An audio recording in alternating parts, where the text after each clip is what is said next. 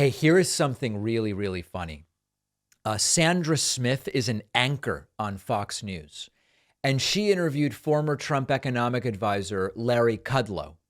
Larry Kudlow was asked by Sandra Smith, hey, explain why the economy actually is terrible. I mean, okay, the stock market's up, GDP is up, unemployment record low, black unemployment record low, wage increases higher than they've been in a very long time, consumer confidence is up, inflation's down. Larry, it all looks so good, but explain why the economy actually sucks. And Larry Kudlow struggles to do so because the economy actually doesn't suck. Extremely unpopular. Look at any poll. But this is Bidenomics, is it not? Part of Bidenomics, yes, sir. I mean, they're embracing that this is their messaging and this is their push. Sir, isn't this a woman? And now they're putting a label on it, Larry. I love the label, middle out, lower up, or lower in, or whatever. Stay over your skis. But wait, let me just challenge you. By the way, on it's an abject failure. We're growing at 1%. The level of consumer prices has gone up 15.6% since February of 2021. They didn't deliver. All right. And guess what's not going up 15%? Your income, your wages. Real wages are getting clobbered for middle and lower middle class workers. People are working. The pandemic jobs have come back.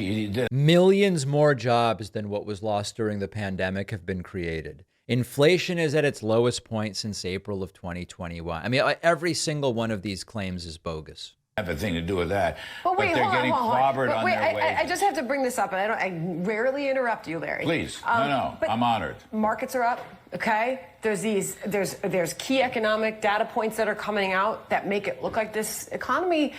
Every single piece of data we have is sure making it look like the economy's okay, Larry. Isn't going into a recession. And the left right now is saying, ha ha, to all those who said doom and gloom. Look, GDP's up. The country's growing, despite everybody saying that these policies are awful. So please explain that disconnect from what the White House is touting to what people are feeling and actually experiencing. The war against fossil fuels, the massive regulatory war against businesses, both large and small, okay? The tax increases on companies and the inflation. He doesn't even know the talking points. Inflation, down 11 months in a row, lowest since April of 2021. Businesses, record profit. Stock market up, GDP up. But there's a war on fossil fuels. Well, seems like it's a failing war, Larry, or at least one that's not hurting companies. All right. So Biden's first full year in office, which is 2022, we grew at 0.9%. As a terrible I got it. All right. In the first quarter, now the first quarter was revised up today. I think it ticked up to almost 2% or 2%. Yeah. The Atlanta Fed GDP tracker is looking at 1.8%. Okay, so are we going into a recession? These are very we should be growing. Are we going to avoid a recession? We should be growing at 4, 5, 6%. Okay. We really shouldn't. I mean, this is a bigger macroeconomic thing, but the reality is the bigger and wealthier a country gets, 6% GDP growth is not really to be expected unless it's a rebound from a big dip. Like, for example, what we saw, I think it was Q2 2020 because of the pandemic, it was record low numbers. And then predictably Q3 of 2020 was record high because there was a bunch of recovery. It is not a reasonable expectation to say that a country the size and at the level of development of the United States in normal circumstances would grow at 6% a year. We talk about China. I don't know that we actually get real numbers from China. In fact, Chinese GDP numbers, China claimed very, very rapid GDP growth for a while, and we now have reason to be skeptical of those numbers. But even if those numbers had been true, you often see countries that are in a more developing stage, the way that China was 10 years ago, with those numbers, but it would not be standard in the United States by any means. And this is Larry Kudlow bouncing around, well, inflation and war on fossil fuels and, but this number, that number, but it was revised up.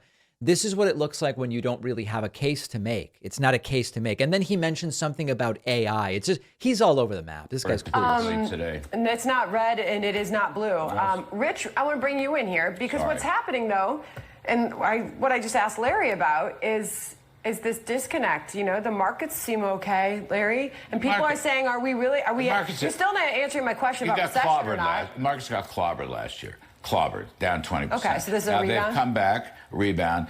That has nothing to do with anything. This is about AI and technology. What? Listen, Jay Powell. What does that mean? This is about AI and technology. AI is now responsible in 2023 for low unemployment, high job creation, declining inflation, solid stock market growth, GDP growth, consumer confidence, and wage increases. I would love to hear Larry Kudlow explain how AI is responsible for that. Really interesting economic views. They happen to be fantasyland nonsense. And it is not a surprise that they're struggling because we still have problems.